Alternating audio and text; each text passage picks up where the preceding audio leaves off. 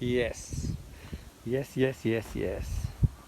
It is a GT Sense, GT Force. GT Force Elite. It's got the Marzocchi Z1 bombers on it, which are pretty much Fox cartridges in them, in Fox damper. But it's the Marzocchi brand, so that's full old school 90s. And then I've chucked my grips on. So it's an LTS. It's got the Fox piggyback rear shock. I've chucked my DMR pedals on, got my saddle on, got my grips on. They look kind of cool, the skin colour, the tan colour. But that's it. It's a 29er, so I've never ridden a 29er before. And I've got the SRAM, got the SRAM 5110 cassette. So that's it. A little excited. Gonna go shred some trails.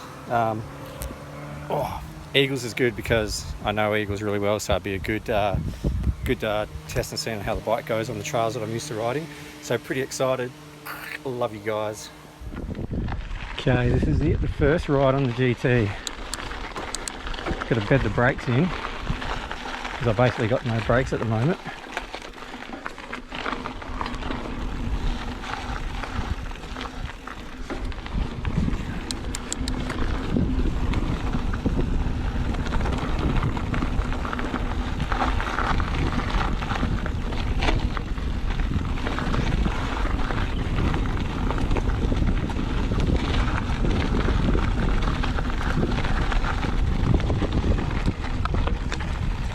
Go. Oh, the wheels feel so much bigger.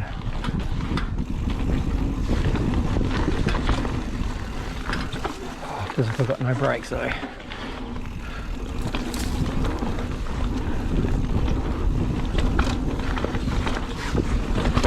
Wow. Definitely feels plush. Definitely feels big too. Oh. Car's not too blown out.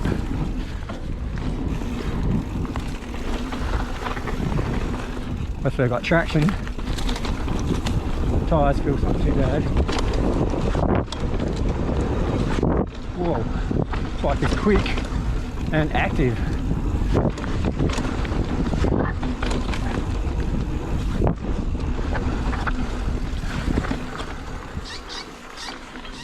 Feels super active. Got no brakes, basically. I'm on shitty brakes, plus they're not bedded yet. So the front feels like it's not even there. Oh, the suspension feels fucking unbelievable. So I'd say the sag rate is pretty good. Oh, big wheels, baby. Feels like it does roll pretty quick.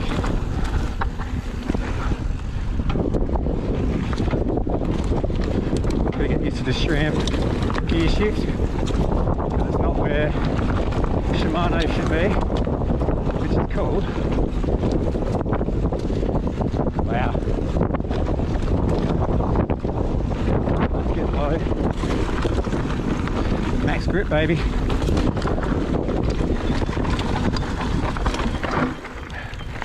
Back brake starting to work.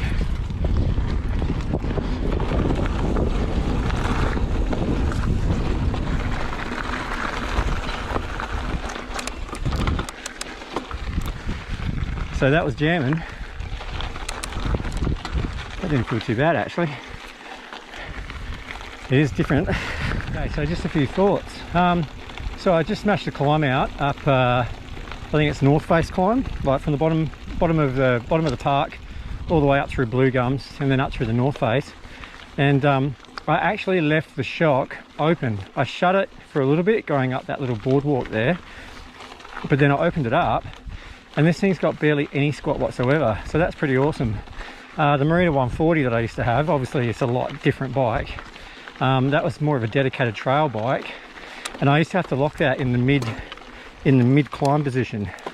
So when I used to pedal with it fully open, I used to get a fair bit of bob with it. So this is actually really good as far as the anti-squat goes. next thing I noticed from going from 27.5 to 29er, you do notice that wheels are a little bit bigger. So it feels like there's more tyre in front of me for sure. A lot of it could be sort of mental, but I did notice that I got to put a little bit more body English into this, the tight switchbacks on the climb. Like you sort of got to lean off your seat a little bit to initiate a turn, which you can sort of lean into and flick up your front wheel on a tight switchy on a climb with the old bike. So you do notice the bike feels a touch bigger just in that regard. Also the bigger wheels, slacker head angle. I noticed on that tight, it is a tight climb I did, little pinch climb, because I sort of leaning forward a touch more on the bike because it's a bit slacker and I'm a bit back on the bike. I noticed that the back scratches for traction a touch more than what it used to on the other bike that had a little bit steeper head angle, a little bit slacker seat angle. So it used to sort of, you're more centered on the bike, and you got like a good amount of even weight on the front and rear wheels at the same time. So it's not sort of biased one way or the other. So it's only a small thing, but you know, you can get used to that. So that's not such a bad thing. So I'll just I'll climb up to the top of the jump track, and I'll do a bit of a chill run down that, see how we go. Also, I'll put the wind noise on because I just realised that I've left the sock with the GoPro in the car in my excitement. Okay, so I've just got home from the ride, and so I thought I'd give you my, I guess, like a really quick sort of once again bike check, and just I guess my initial thoughts. So like I said, that's the girl. It is a pretty good looking bike. I mean, this colour's probably not for everybody, but I really liked it. I was looking at the Canyon Spectral, but the wait was going to be another till May, and I placed my order for a Canyon Spectral in the start of November, so that was over half a year. So I guess with the pandemic there is a bit of a wait on bikes. That was out of control. And then yeah, like GT wasn't really on my radar, but you know, like, because there's such a shortage of bikes, and particularly my size, and like most of the shops these days are dominated with Norco or Specialized or Merida, and I was coming off a Merida. When I seen this was pretty much the only large in the state left here in South Australia, and the price is really good. So I paid $4.5 for it, $4,499, and then yeah, like I said, I put the death grips on. I put the DMR 25th anniversary saddle on it. It is a fabric one. I don't know if I'm going to come to regret that, because I just washed it and it's still damp, whereas with the leather ones they dry straight away. I put the DMR Brendog flats on there. Yeah, it comes with a SRAM SX and a 1051 12-speed cassette with the SRAM SX chainring. And yeah, honestly, like the SRAM SX performed fine. Like, I always thought that maybe it was like a really budget. I've come off Shimano XT, but yeah, it changed fine. I noticed it was a little slow on the down change, marginally, compared to that bang bang rapid fire of the Shimano. I would say maybe the clutch is not as good, like it might be a little bit more chain flappy, but yeah, it worked fine. Like it will do. You don't need to rip it off or anything. It I reckon it'll work fine, and then if something happens to it, then you can replace it with the GX, and then maybe an NX cassette, because the thing is, the NX and the SX can go on the Shimano driver style hubs. The only thing you really need to do is get rid of those Tektros. They are absolutely useless.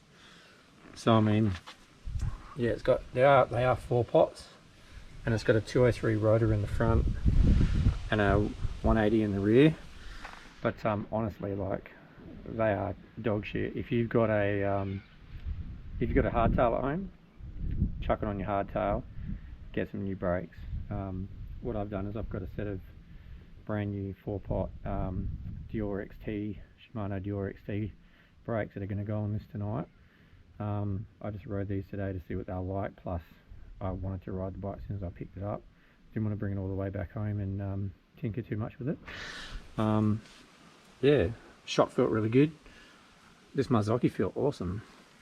It's pretty much a Fox 36 Rhythm, I think. Like, it's got the grip, the original grip damper in it. Yeah, that's the stem. It's a 45mm stem, 31.8 inch bars. Yeah, going back to a 31.8 inch bar. I've been riding 35 oversized bars, so you know, they felt alright. Dropper works really good. Yeah, I think it's a relatively thick dropper post too, but yeah, I mean I love GTs because I started riding mountain bikes in the 90s, and like, well, bikes when I was a little kid, but mountain bikes properly in the 90s, and a few of the first bikes I ever owned were GTs, and Marzocchi Z1 bombers, well, Marzocchi bombers were the fork to have in the late 90s, early 2000s, so yeah, it's kind of like a nostalgic thing in a way. So yeah, I mean, I'm pretty stoked on the bike.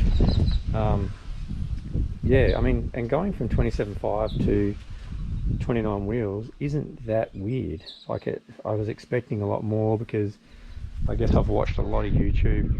A lot of people going about how they're not maneuverable or less maneuverable than 27.5, or not as playful, more of a monster truck. And yeah, to a degree they are sort of monster trucky. You do notice that rolling speed is a bit quicker. You sort of carry speed really well, but it's not that radical change. I found more so just the geometry and the reach of the bike is what I noticed the most. And you do have to put a little bit more body language or body English into your turns on the really tight technical switchbacky stuff, but it still does it, no worries. And I guess I can see why most bike companies are just going straight 29 now, which is fine. So yeah, like I reckon within a ride or two, the adjustment will be pretty easy. And yeah, so like I said, I did this review because there's not a lot on these bikes, and some of the American magazines kind of rag on this bike a little bit, but mate, it performs unbelievably well. And for a $4,500 Australian bike, I mean, you can't even get a Norco Sight A2 for 5.2, I think they are, and this is pretty much spec exactly the same. Yeah, I don't see many people riding these, but these bikes were the titties in the early 2000s and the late 90s, so the pedigree is there. And I mean, look how solid the chainstay is. Like, that is a beefy chain. Sorry, not chainstay. The chainstays are super fat, really thick chainstays, seat stays or whatever they are. The linkage is chunky as. Yeah, the welds are really solid. So and like I said, it's a really good pedaling platform. Like, it didn't bob on any of the climbs, even though I left the shock open. Even though my old bike was a trail bike, it used to bob, whereas this doesn't. So yeah, it felt super plush and linear, and it didn't feel weird. Basically, the bike didn't feel weird, it felt good. And for a first ever ride on a completely different bike, completely different platform with completely different wheel size, that's a plus. So yeah, thumbs up, I rate it. If you buy one of these, you won't be sorry. Just get rid of the crappy brakes. I mean, look at that. That's not a 1-finger brake. That's a 2-finger brake, and you need 2 fingers with these brakes. They are shit house. But yeah, that's the only complaint, is the brakes. Everything else in this bike is really good. And surprisingly, the SRAM SX is fine, performing fine. You know what I mean? Like, so yeah, for this sort of money, it's a good bike. So thanks for watching, if you watched all the way to the end. Yeah, and yeah, stay tuned for more videos, I guess.